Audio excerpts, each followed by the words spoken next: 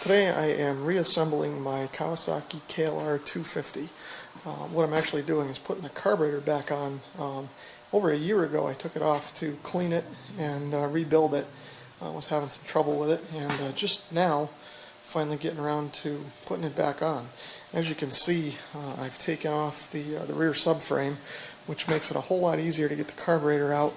You need to take the rear subframe off to get the air box out. And well, it's just a whole lot easier than trying to fish the carburetor out from this tiny little space.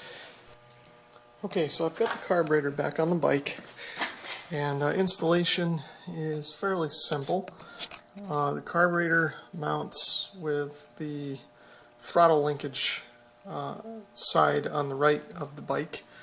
If you're facing the rear of it, I guess this Kickstarter side.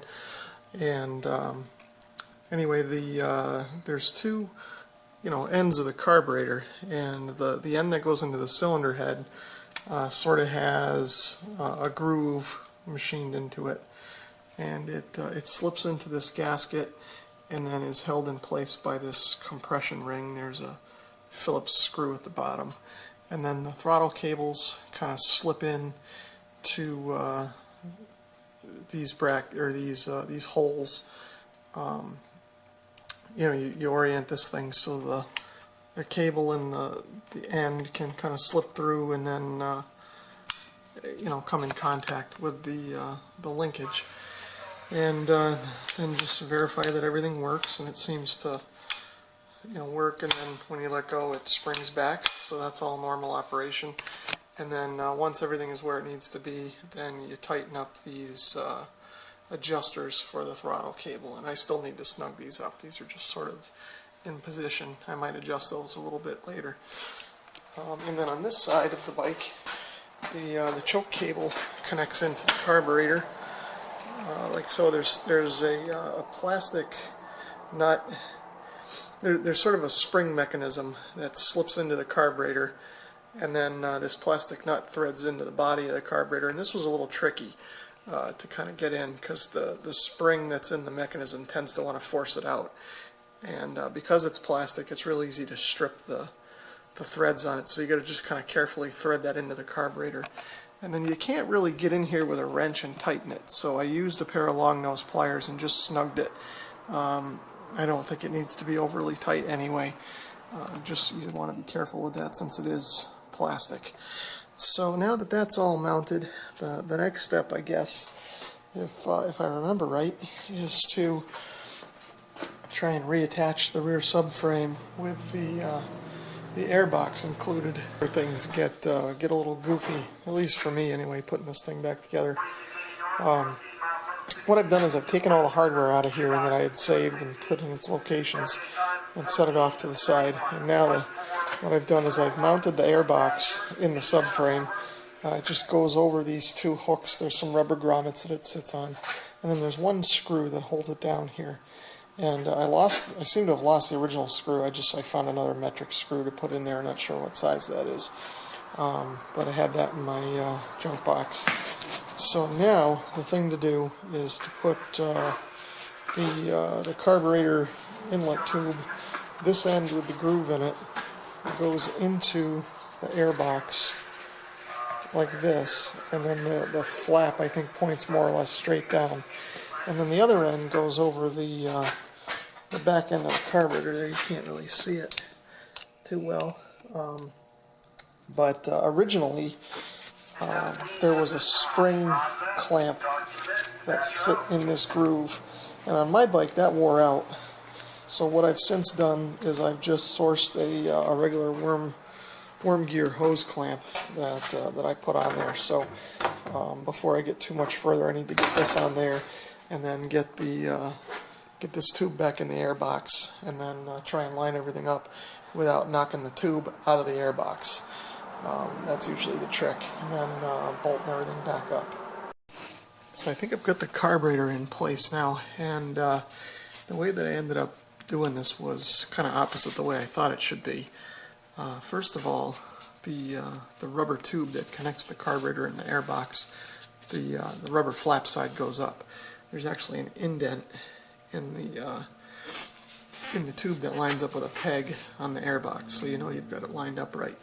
And then the other thing that I did was, instead of putting the tube in the airbox first and then putting everything together, I found that it was easier to put the tube on the carburetor first, get it all aligned, and snug up my custom hose clamp to keep it all in place.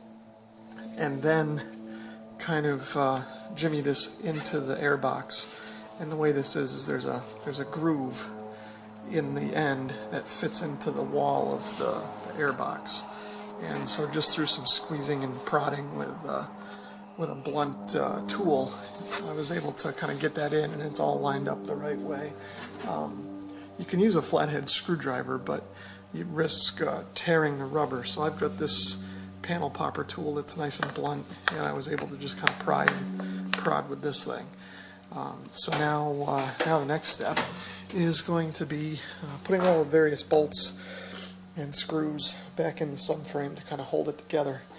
And so I've got the rear subframe and airbox remounted after much fiddling around and kind of removing the airbox a little bit just so I could slip this wire underneath the frame rail. That was one thing I forgot to do when I first put the airbox on, and I was able to do that without disassembling everything again. Not sure it's strictly necessary for this to be under the frame rail. I'm not even sure it's really intentional, but I think you could go over this and it wouldn't be a problem. But I opted to go under it, and this clip, I just noticed I need to kind of anchor that to this screw in the airbox. But then I mounted the wires for the voltage regulator and the wire for the stoplight. And then on the other side, there are some other wires that need to be reconnected here in the battery box. And I currently don't run a battery in this bike. So I've got everything back together now. Tank is on, seat's on, and I've got the coolant overflow reservoir on, but I didn't fill it up because I don't have any coolant that'll work on this bike right at the moment. So I think what I'm going to do though is try and start it anyway. There's enough coolant in the radiator still where it should be okay, and then what I'll probably do is, once I verify everything's running, I'll flush and fill the system with new stuff when I have a chance to go to the store and get some. The other thing that I've noticed is I've misplaced the overflow tube here, so I'm going to have to either rig something up there or find the tube. I think it's time to see if this thing will fire up.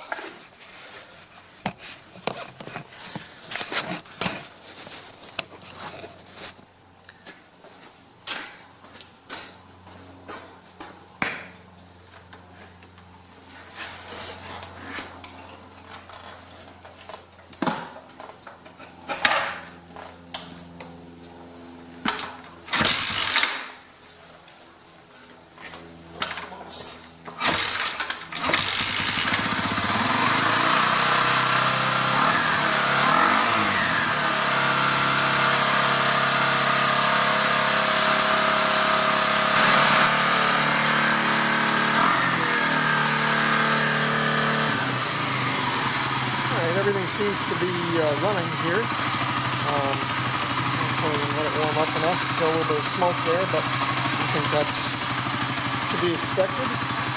So I guess now the next thing to do is take it out for a quick maiden voyage, and then finish filling up the coolant there. Do a flush and fill on the coolant, and maybe an oil change, and she'll be good to go.